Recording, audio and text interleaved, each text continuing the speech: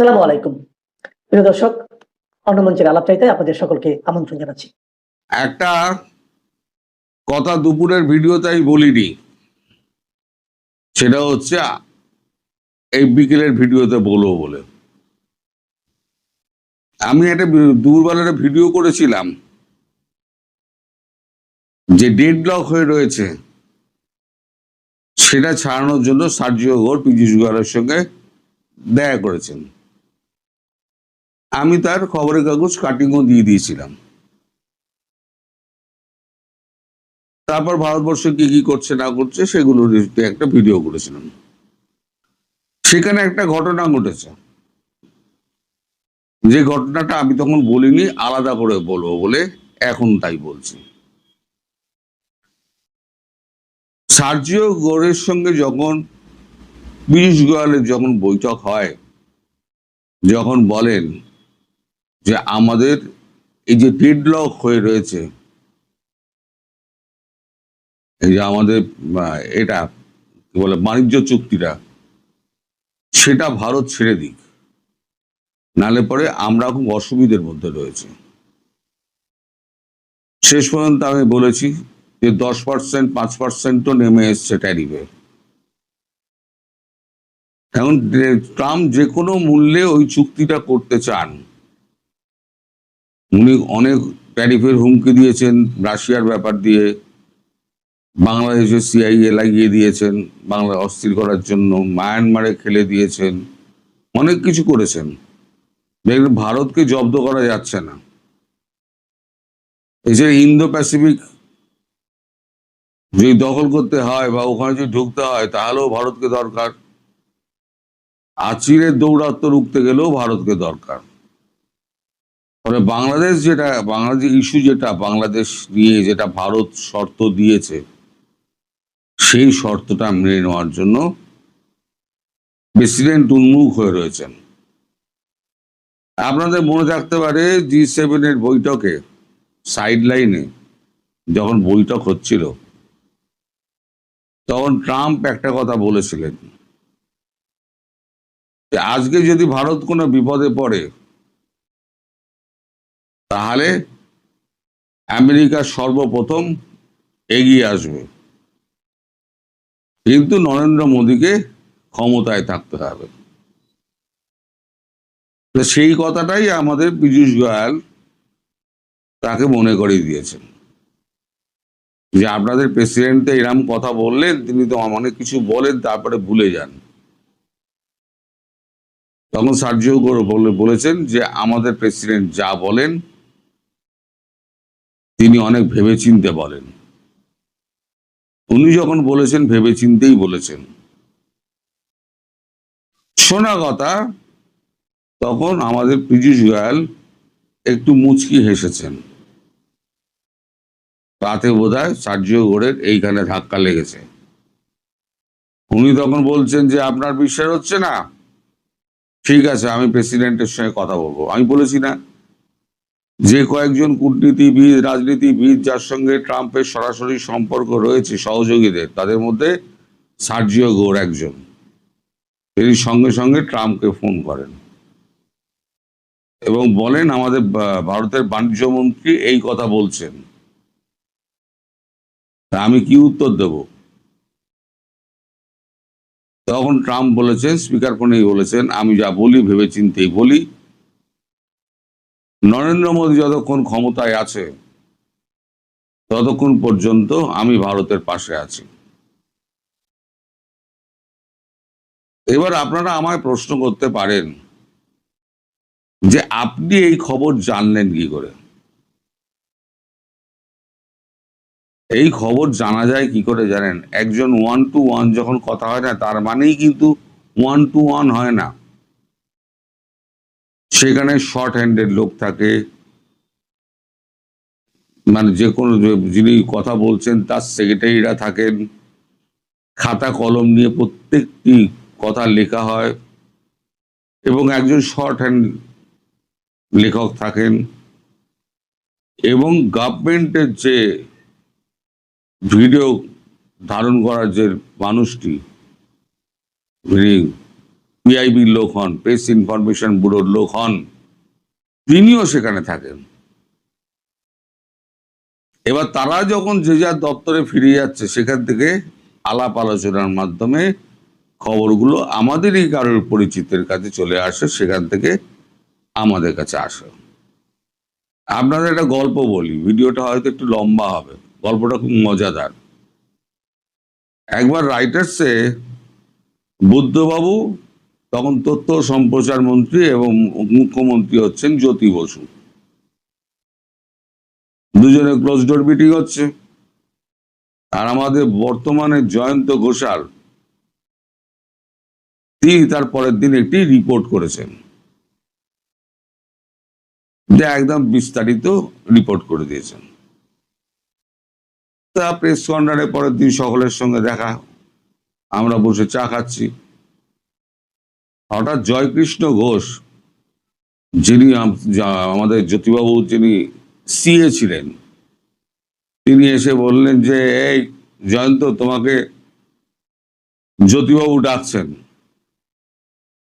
জয়ন্ত শুনে তো একবারে শার্ট ফার কোট ফোট তাড়াতাড়ি ঠিক করে, টাইয়ের নটটা ঠিক করে, আমাদের টাই পরা বাধ্যতামূলক ছিল, কোট পরা বাধ্যতামূলক ছিল। তো এখন তো এই আপনার এই সমস্ত এসে কি বলে, টিভি চ্যানেল এসে সব 12টা বাজে দিয়েছে, টি শার্ট পরে নেমে যাচ্ছে, যেটা আমাদের মানে আগে আগে যখন হতো তখন এটা হতো না, তখন একটা ব্রিটিশ কালচার ছিল, আর আমরা স্টেটসম্যানে ছিলাম, সেই কালচারটুকু আমাদের মেনটেন করতে হতো। তো যথারীতি কিছুক্ষণ বাদে জয়ন্ত ঘোষাল এসছে, বুক চুট একেবারে কাঁধ ঝুলে গেছে। কি হলো জয়ন্ত দা, সবাই প্রশ্ন হচ্ছে। আর বলিস না, আমি যেতেই আমার বললো, তোমার খবরটা কে দিয়েছে, নামটা তুমি শুধু আমায় বলো। আসলে মুখ্যমন্ত্রী যখন বুদ্ধদেব ভট্টাচার্যের সঙ্গে যখন কথা বলছেন, তখনও কিন্তু দুজনে একটা রাজ্যের মধ্যে দুজনের লোক কিন্তু বসে আছে প্রত্যেকটি পয়েন্ট লিখে নেওয়ার জন্য, কারণ আলোচনা তো দুজনের মধ্যে হচ্ছে, লিখবেটা কে? কিন্তু আপনি আমি নই, বিভিন্ন বিষয়ে আলোচনা হচ্ছে, কে কি উত্তর দিচ্ছে। একজন মাইক্রোফোন নিয়ে বসে থাকে, একজন শর্ট হ্যান্ড নেয়, একজন সরকারি যিনি ফটোগ্রাফার, ভিডিও ফটোগ্রাফার, তিনিও থাকেন। এখন তিনি যখন দপ্তরে যান, দপ্তর থেকে ওরা ভাবেই জয়ন্ত ঘোষালের কাছে লিক করেছিল, কিন্তু তার চাকরি বাঁচানোর জন্য জয়ন্ত ঘোষাল ঝাড় খেয়েছে, কিন্তু এসে বলেনি। আমরা সেভাবেই খবরটা পাই। তো এখন এই যে আপনাদের দেশে ফাঁসির দড়ি ফড়ি সব রেডি ফেডি হচ্ছে না, একজন মহিলা ফাঁসুরেকে আপনারা জোগাড় করেছেন কোত্থেকে? তিনি তো একেবারে ম্যানিলা রোপে, না কি রোপ আপনারা দেখেছেন, তাতে খুব করে কলা আর দই ফই তেল ফেল খুব মাখাচ্ছেন, যেন শেখ হাসিনা আসবেন আর তাকে সঙ্গে সঙ্গে ঝুলিয়ে দেওয়া হবে। এই যে সার্জিও ঘোর যে যাচ্ছেন, সার্জিও ঘোর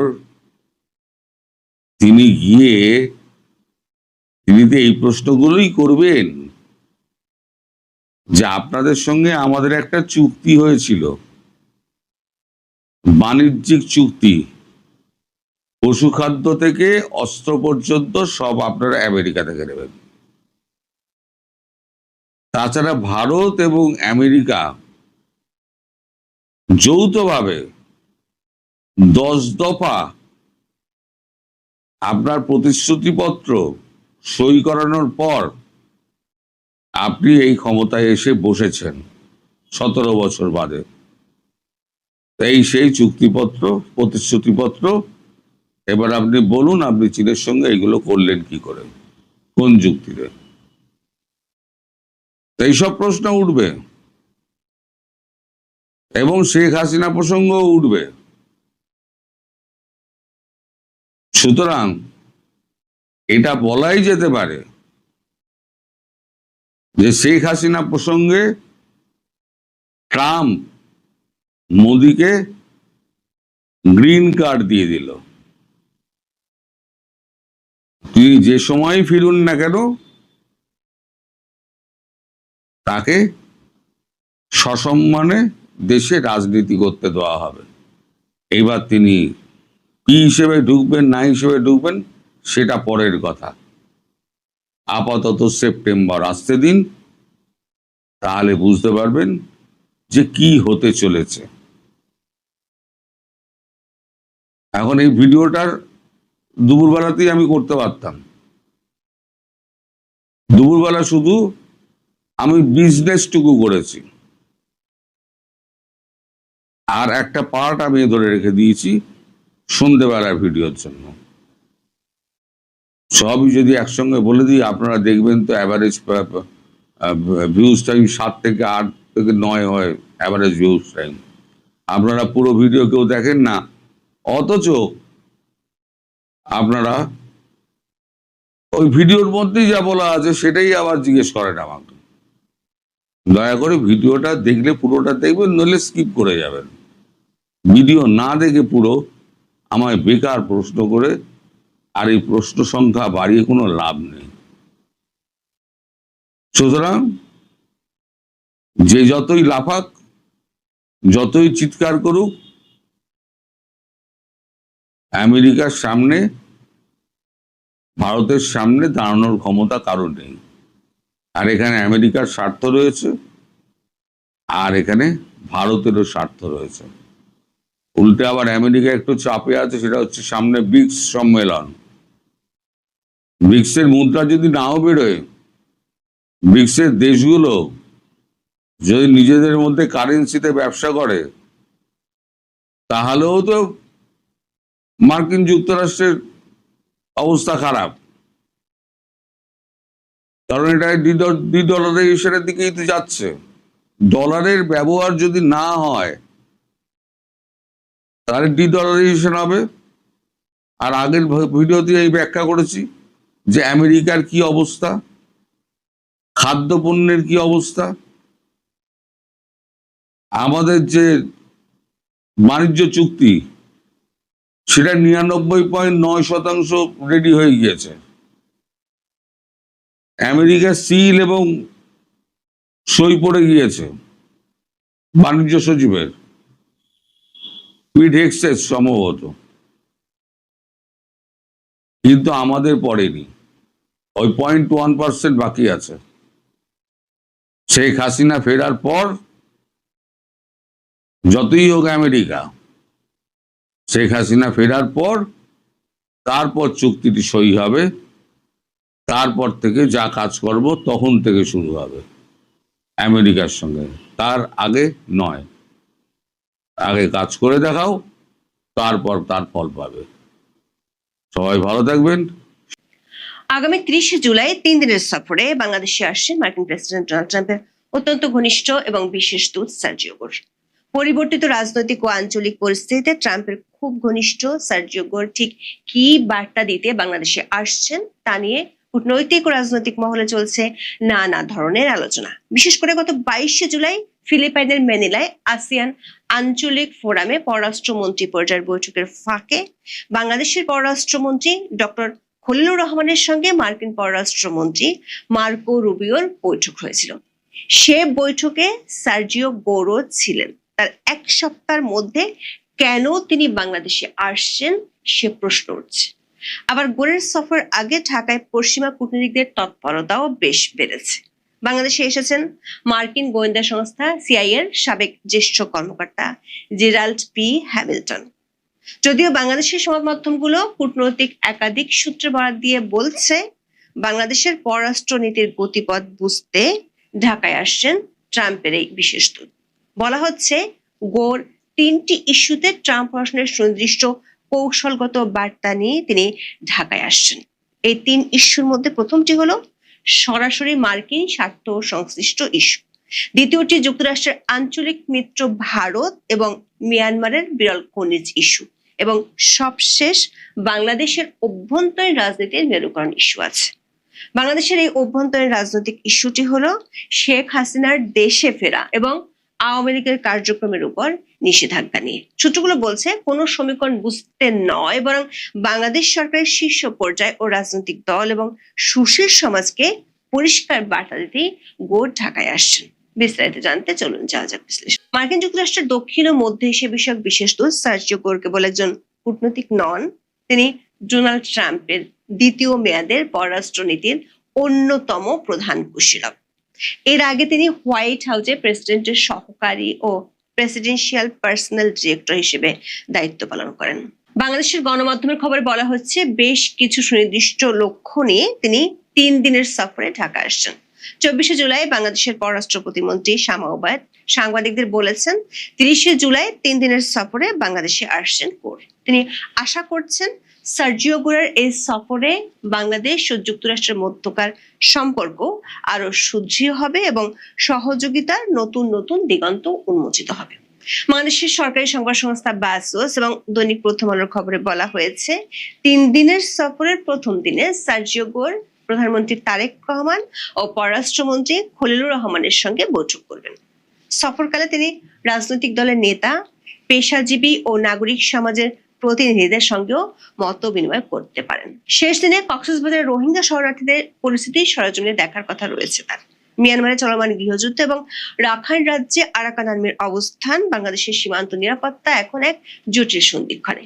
জানা গেছে গোর সরাসরি মাঠ পর্যায় থেকে পরিস্থিতি মূল্যায়ন করে ওয়াশিংটনে রিপোর্ট করবেন। কূটনৈতিক সূত্রগুলো বলছে বাংলাদেশ সরকারের সাথে যুক্তরাষ্ট্রের নিয়মিত দ্বিপাক্ষিক বিষয়গুলো দেখভাল করেন বাংলাদেশ নিযুক্ত মার্কিন রাষ্ট্রদূত ব্রেন্ট ক্রিস্টেনসন। আর ইউএস স্টেট ডিপার্টমেন্টে এই বিষয়ে তদারকি করেন যুক্তরাষ্ট্রের দক্ষিণ ও মধ্য এশিয়া বিষয়ক মার্কিন সহকারী পররাষ্ট্রমন্ত্রী পল কাপুর। পল কাপুর গত মার্চে 2 দিনের সফরে ঢাকায় এসেছিলেন। তার সেই সফরে যুক্তরাষ্ট্রের স্বার্থ সংশ্লিষ্ট দ্বিপাক্ষিক বিষয়গুলো নিয়ে, বিশেষ করে বাণিজ্য চুক্তি নিয়ে আলোচনা হয়েছিল। এছাড়া গত মে মাসে দক্ষিণ ও মধ্য এশিয়া বিষয়ক মার্কিন সহকারী বাণিজ্য প্রতিনিধি ব্রেন্ডন লিঞ্চও বাংলাদেশ সফর করেছিলেন। সূত্রগুলো জানিয়েছে নিয়মিত দ্বিপাক্ষিক সংলাপের বাইরে বিশেষ কৌশলগত উদ্দেশ্যে সাধারণত গোরের মতো বিশেষ দূত নিয়োগ ও সফরের আয়োজন করা হয়। দৈনিক প্রথম আলো রিপোর্টে বলা হয়েছে সার্জিও গোরের সফরে বাংলাদেশের পররাষ্ট্রনীতির বর্তমান অগ্রাধিকার, আঞ্চলিক কৌশলগত অবস্থান এবং ঢাকা ওয়াশিংটন সম্পর্কের ভবিষ্যৎ নিয়ে আলোচনা গুরুত্ব পাবে। বিশেষ করে জুনে অনুষ্ঠিত প্রধানমন্ত্রী তারেক রহমানের চীন সফর, একই মাসে পররাষ্ট্রমন্ত্রী খলিলুর রহমানের মস্কো সফর এবং তুরস্কের পররাষ্ট্রমন্ত্রী হাকান ফিদানের ঢাকা সফরের পর বাংলাদেশের কৌশলগত অবস্থান নিয়ে আন্তর্জাতিক মহলে যে আগ্রহ তৈরি হয়েছে, সেই প্রেক্ষাপটে ওয়াশিংটনের মূল্যায়নও এ সফরে প্রতিফলিত হতে পারে। প্রথম আলো রিপোর্টটিতে বলা হয়েছে গোরের এই সফরের উপর ভিত্তি করে প্রেসিডেন্ট ট্রাম্পের মেয়াদকালে আগামী 2 বছরে বাংলাদেশ নিয়ে যুক্তরাষ্ট্রের পররাষ্ট্রনীতির দিক নির্দেশনা পুনর্নির্ধারিত হতে পারে। এমন প্রেক্ষাপটে সার্জিও গোরের ঢাকা সফরের বিশেষ গুরুত্ব রয়েছে। কূটনৈতিক সূত্রগুলো বলছে সার্জিও গোরের এই সফরে মার্কিন স্বার্থ সংশ্লিষ্ট বড় বিষয়টি হলো চীন ও মিয়ানমার সংশ্লিষ্ট। চীনের সাথে বাংলাদেশের বর্তমান বিএনপি সরকারের সম্পর্ক নিয়ে যুক্তরাষ্ট্রের অস্বস্তি আছে। বিগত অন্তর্বর্তী সরকার আমল থেকে চীনের সাথে বিশেষ সখ্যতা নিয়ে এরই মধ্যে বাংলাদেশে নিযুক্ত মার্কিন রাষ্ট্রদূত ব্রেন্ট ক্রিস্টেনসন বেশ কয়েকবার প্রকাশ্যে কথা বলেছেন। সবশেষ প্রধানমন্ত্রী তারেক রহমান চীন সফরে গেলে দেশটির প্রেসিডেন্ট শি জিনপিং চীন, মিয়ানমার ও বাংলাদেশের মধ্যে অর্থনৈতিক করিডোরের প্রস্তাব দেন। বিগত অন্তর্বর্তী সরকার আমলে জাতিসংঘ বাংলাদেশের কাছে মিয়ানমারের জন্য মানবিক করিডোরের প্রস্তাব দিয়েছিল এবং সেই প্রস্তাবে যুক্তরাষ্ট্রের বিশেষ সমর্থন ছিল। কিন্তু দেশব্যাপী ব্যাপক সমালোচনার মুখে পড়ায় বাংলাদেশ সরকার তখন সে করিডোর দেওয়ার সিদ্ধান্ত থেকে কিছুটা পিছু হটে। বাংলাদেশের পররাষ্ট্র মন্ত্রণালয়ের একটি সূত্র বলছে চীনের সর্বোচ্চ ব্যক্তির কাছ থেকে পাওয়া অর্থনৈতিক করিডোরের প্রস্তাব আসায় বিষয়টি মার্কিন যুক্তরাষ্ট্র খুব গুরুত্বের সাথে দেখছে, কারণ মালাক্কা প্রণালীর উপর থেকে নির্ভরতা কমাতে চীনের এই করিডোর খুব দরকার। মিয়ানমারের রাখাইন উপকূলে কিয়াকফিউ বন্দর ঘিরে এই মহাপরিকল্পনা। কূটনৈতিক বিশ্লেষকদের মতে এটা শুধু বন্দর নয়, বরং ভারত মহাসাগরের প্রবেশের রাস্তা। এটি বাস্তবায়ন হলে চীনের জন্য দক্ষিণ ও দক্ষিণ পূর্ব এশিয়ার ভূ রাজনীতি পাল্টে যেতে পারে। সঙ্গত কারণে মার্কিন যুক্তরাষ্ট্র কোনোভাবেই এটি হতে দিতে চায় না। মার্কিন দূতাবাস একটি সূত্র বলছে, সার্জিও গোর তার সফরে গত বছর বাতিল হওয়া রাখাইন মানবিক করিডোরের প্রস্তাবটি আবারও দিতে পারে বাংলাদেশ সরকারের শীর্ষ পর্যায়ে। সেটি হলে বাংলাদেশ উভয় সংকটে পড়ে যাবে। এই করিডোর আলোর মুখ না দেখলে চীন বাংলাদেশের বহুল কাঙ্ক্ষিত তিস্তা প্রকল্পে সাহায্য নাও করতে পারে। আবার চীন থেকে সামরিক সরঞ্জাম কেনার ক্ষেত্রে যুক্তরাষ্ট্রের অস্বস্তি বাড়ছে। গোরের সফরের দ্বিতীয় গুরুত্বপূর্ণ ইস্যুটি হলো ভারত এবং তার সাথে মিয়ানমারের বিরল খনিজ সম্পর্কিত। দৈনিক প্রথম আলো রিপোর্টে বলা হয়েছে, স্বল্প ও দীর্ঘমেয়াদে ভারতের সঙ্গে সম্পর্ক নিয়ে বাংলাদেশের পরিকল্পনা জানতে চাইবেন সার্জিও গোর। কারণ সরকারি স্তরে ভারতের সঙ্গে বাংলাদেশের যোগাযোগ কমে যাওয়ায় যুক্তরাষ্ট্র এ সফরের মাধ্যমে দুই প্রতিবেশী সম্পর্কের ভবিষ্যৎ কোন পথে যাবে সেটা বুঝতে চাইতে পারে। কূটনৈতিক সূত্রগুলো বলছে, বাংলাদেশে নিযুক্ত ভারতের হাই কমিশনার দীনেশ ত্রিবেদী দায়িত্ব নিয়েছেন গত 25 জুন, কিন্তু 1 মাসেরও বেশি সময় পার হলেও তিনি এখনো পর্যন্ত আনুষ্ঠানিকভাবে বাংলাদেশ সরকারের শীর্ষ পর্যায়ে কারোর সাথে কোনো বৈঠক করেননি। যদিও মার্কিন রাষ্ট্রদূত ব্রেন্ট ক্রিস্টেনসেনের সাথে তার একাধিকবার বৈঠকের খবর পাওয়া যায়। আবার সার্জিও গোরি একমাত্র তৃতীয় দেশের কোনো প্রতিনিধি যিনি দীনেশ ত্রিবেদীর দায়িত্ব নেওয়ার পর নিজের এক্স হ্যান্ডেলে ছবি দিয়ে শুভেচ্ছা জানিয়েছিলেন। দীনেশ ত্রিবেদী বাংলাদেশ আসার আগে দিল্লিতে সার্জিও গোরের সাথে বৈঠক করেছিলেন।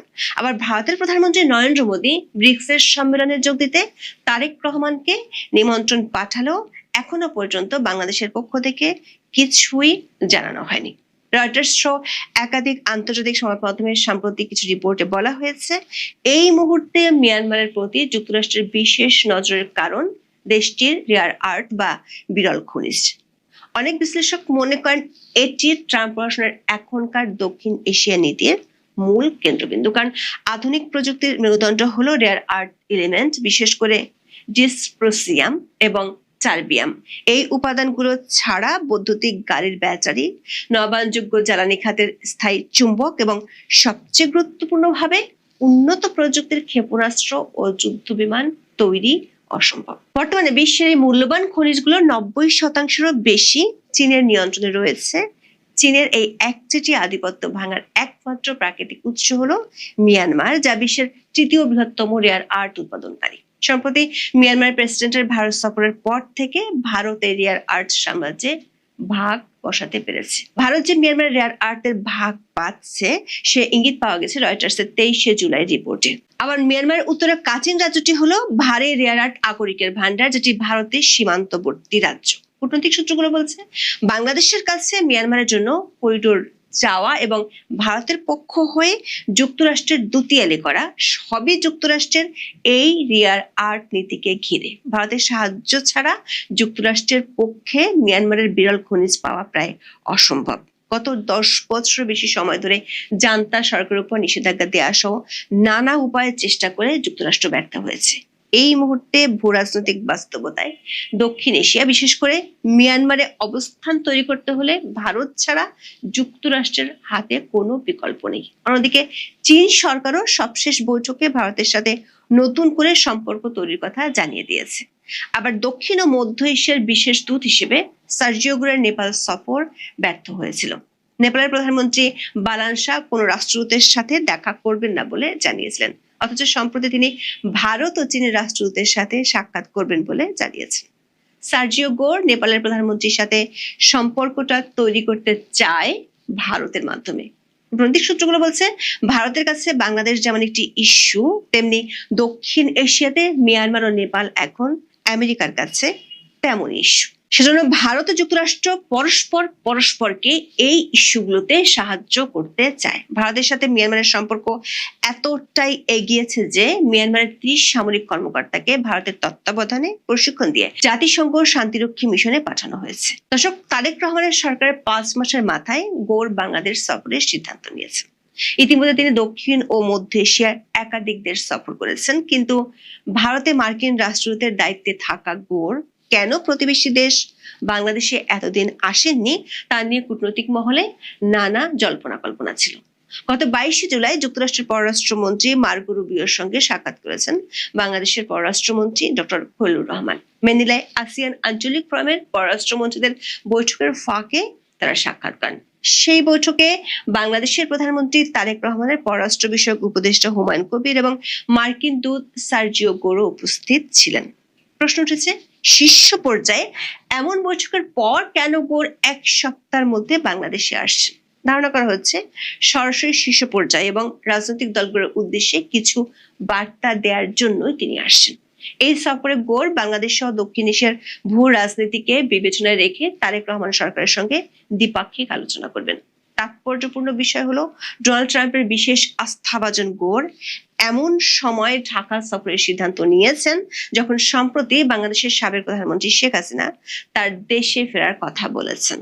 আর শেখ হাসিনার দেশে ফেরার ইস্যুটি কূটনৈতিক দিক থেকে ভারতের সাথে সরাসরি সম্পর্কিত, কারণ তিনি 5 আগস্ট থেকে দিল্লিতে আছেন। আবার কূটনৈতিক পর্যায়ে অস্বস্তির কারণে বাংলাদেশে অন্তর্ভুক্তিমূলক রাজনীতির আলোচনাটা কোনো পক্ষই শুরু করতে পারছে না। মার্কিন যুক্তরাষ্ট্র ছাড়াও ইউরোপীয় ইউনিয়নভুক্ত বেশ কিছু দেশের প্রতিনিধিরা এ বিষয়ে বাংলাদেশ সরকার ও বর্তমানে সক্রিয় রাজনৈতিক দলগুলোকে বার্তা দিয়েছে। কয়েকদিন আগে ব্রেন্ট ক্রিস্টেনসন এবং সবশেষ 27 জুলাই ফ্রান্সের রাষ্ট্রদূত জার্মান চার্লস দাফিয়ার্স এনসিপি নেতাদের সাথে বৈঠক করেছে। কূটনৈতিক মহলের ধারণা, বাংলাদেশে অন্তর্ভুক্তিমূলক রাজনীতি এবং মানবাধিকার পরিস্থিতির ক্রমবর্ধমান অবনতি নিয়ে মার্কিন প্রশাসন দেশে বিদেশে চাপের মুখে আছে।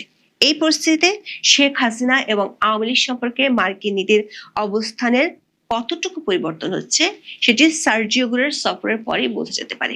তবে শেখ হাসিনা সম্প্রতি আওয়ামী লীগের দলীয় সভায় বলেছেন, আন্তর্জাতিক পরিস্থিতির দ্রুত পরিবর্তন আসন্ন এবং তার দলের বেশ কয়েকজন নেতা বিদেশি পক্ষগুলোর সাথে যোগাযোগ রাখছেন। আবার পরিস্থিতি বিবেচনায় এটিও পরিষ্কার যে ভারত সরকারও দ্বিপাক্ষিক আলোচনায় মার্কিন প্রশাসনকে বাংলাদেশের পরিস্থিতি এবং শেখ হাসিনার দেশে ফেরার বিষয়ে জানিয়েছে। দক্ষিণ ও মধ্য এশিয়ার দায়িত্বে থাকা গোরের 5 মাস পর ঢাকা সফরের সিদ্ধান্ত নিয়ে বিশেষজ্ঞ মহল মনে করছে তারেক রহমানের সরকারকে মার্কিন প্রশাসন পর্যবেক্ষণে রেখেছিল। বিগত 5 মাসে বিএনপি সরকারের কার্যকলাপ পর্যালোচনার পর ঢাকা যাওয়ার সিদ্ধান্ত নিয়েছেন মার্কিন দূত। যে সফরে শুধু মার্কিন স্বার্থের ইস্যু নয়, দক্ষিণ এশিয়ার দূত হিসেবে এই অঞ্চলের বড় মিত্রের বার্তাও গোর পৌঁছে দিবেন বাংলাদেশের কাছে। এখন এই পর্যন্ত সবাই